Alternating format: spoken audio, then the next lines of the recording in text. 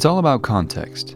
If you saw an alligator this size as a full-grown human, you'd probably think it was cute, maybe even take it home as a pet. But if you saw it as a 1 to 35th scale human, you might think a little differently. This video is about a story of a close encounter that some friends of mine had with a giant alligator. But the danger might have just been a matter of context.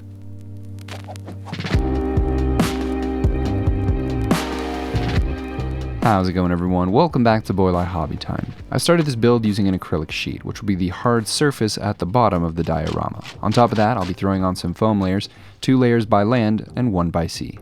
I peeled the paper off the foam core and trimmed it down to the size of the acrylic, which was too big for this tiny giant alligator. I took that off camera and I cut it down to a more reasonable size.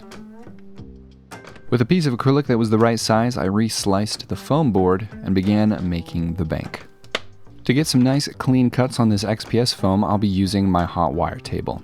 I sliced the sheets down to size, and while I have the hot wire table out, I'll answer a question that I was asked last time, which is, when you have your fingers so close to that extremely hot blade, do you ever burn your fingers? And, well, I mean, sometimes, but if you react fast enough, it actually does nothing. Once the pink foam had a nice right angle, it was time to cut a nice wrong angle. I wanted this section to look like the undercut bank of a river or lake, so I cut the foam accordingly.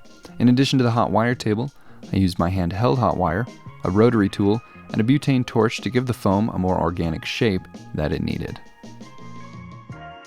I may be a bit cavalier with my fingers around hot wires, but I'm not cavalier with my lungs around foam dust and fumes. Have a window open and a fan blowing, and definitely wear a respirator.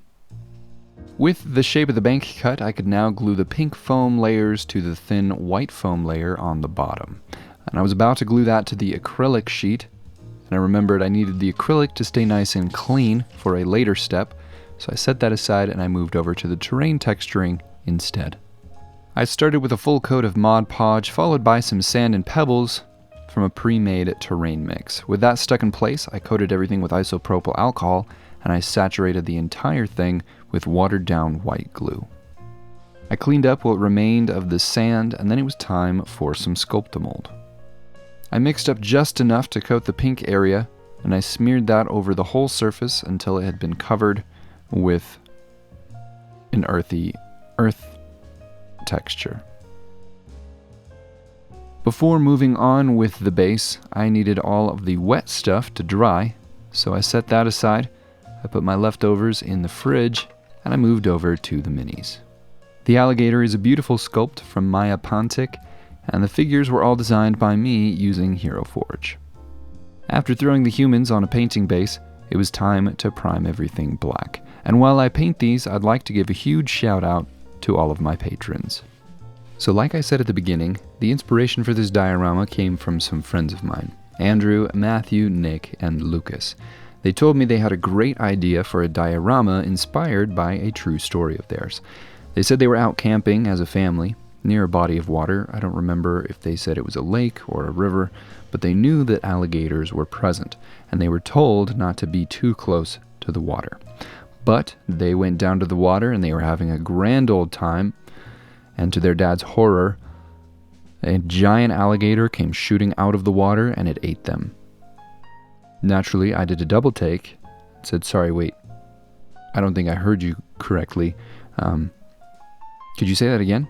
They said, "Yeah, the alligator came shooting out of the water and it ate us." And I don't think I understand fully. This is a true story? Well, it's a true story about our dad's dream.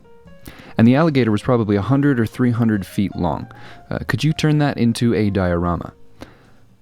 I like the idea. I'll definitely consider it.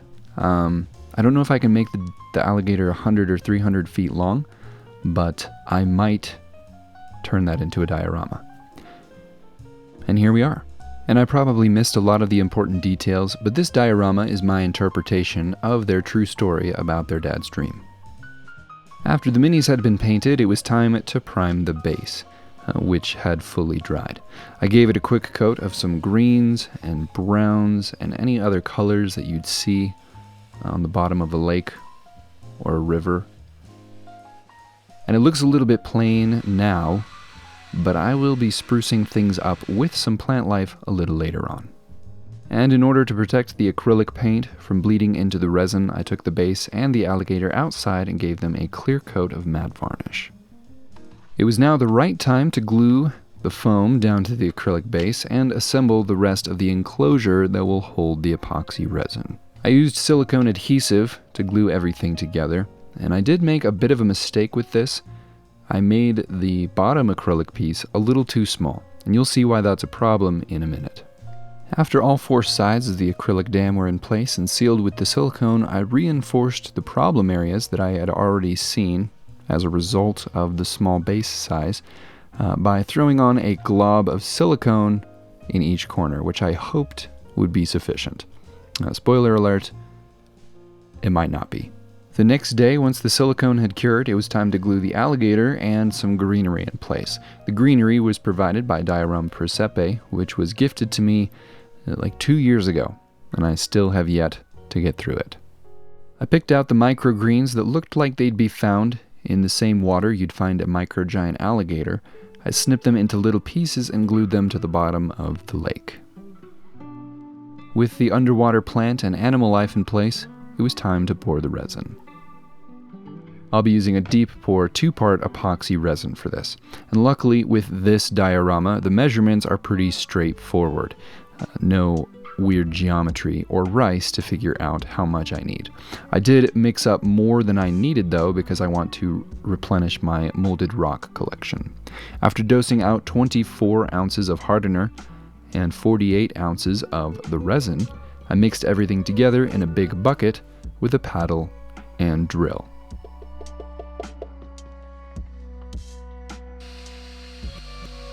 After the first round of mixing, I threw in some alcohol ink and gave it another whirl. I made sure not to overdo the opacity because I know just how much all of you love realistic suspended solids in resin water. After a thorough mixing, it was time for a debubbling in the vacuum chamber.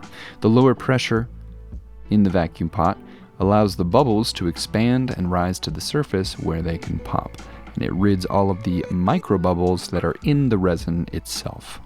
You could also, theoretically, use this same technique to decarbonate your friend's sodas in a matter of seconds if they didn't see you grab their soda and put it in the vacuum chamber, which would be quite a unique prank. With the resin nice and bubble-free, it was time to pour. And I already know what you're saying. If the resin was so bubble-free, then why am I seeing so many bubbles? And the answer is, nobody knows. I'm just kidding. Those are air bubbles that were trapped in the elements that I just submerged, not the micro bubbles that were suspended in the resin itself. Very different kind of bubbles. And this is where that small base size came back to bite me. I hadn't given myself enough surface area to create a consistent bead, but I was able to go back and put more silicone on those spots, which luckily prevented disaster. I watched the bubbles as they came to the surface, and I popped them with a butane torch, and I left that for 72 hours. And while we wait for the next 72 hours, please enjoy the time with these close encounters made by my patrons for the monthly art challenge.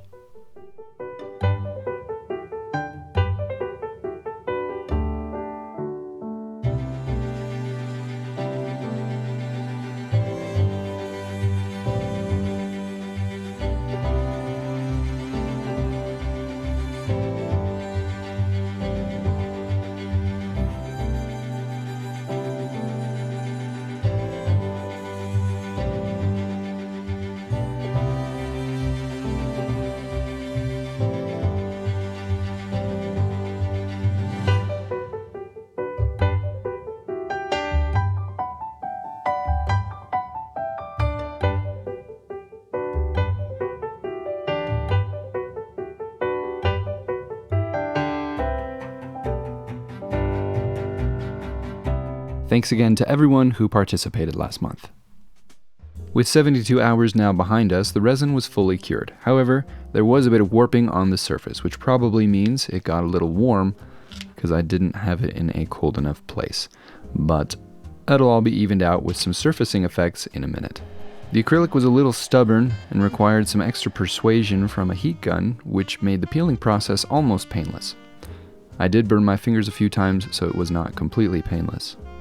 After cleaning up the edges with a nice sharp blade, I threw some static tack and static grass on the shore. It's very important that the resin is fully cured before doing this, otherwise the grass will never ever come off the water. After the grass, it was time for some ripples. I used some water ripples effects from Woodland Scenics, which requires a bit of attention to achieve the level of texture that you're after. Right out of the pot, it is pretty thin and it likes to self-level, so you have to watch it over time, and at the very end you can smooth it out with some isopropyl alcohol. Next, it was time to clean up the mildly nasty sides of the foam using some wooden veneer, which I cut out to the shape of the shore and then painted with black 4.0. I considered just staining the wooden veneer, but I decided to paint it black because I wanted it to match the little rim, which I painted outside using some spray paint. With that, the base was done, and the last thing to do was to add the little family.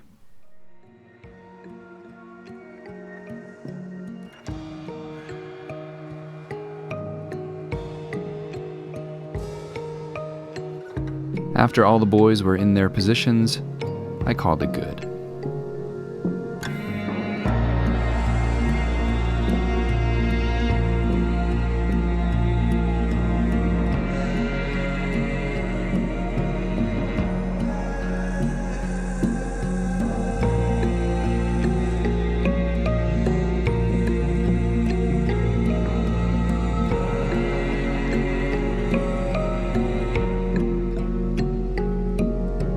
That is it for this video. Thank you all so much for watching. Hope you enjoyed. Huge shout out, as always, to my patrons. You guys are the best. Have an awesome week, everyone.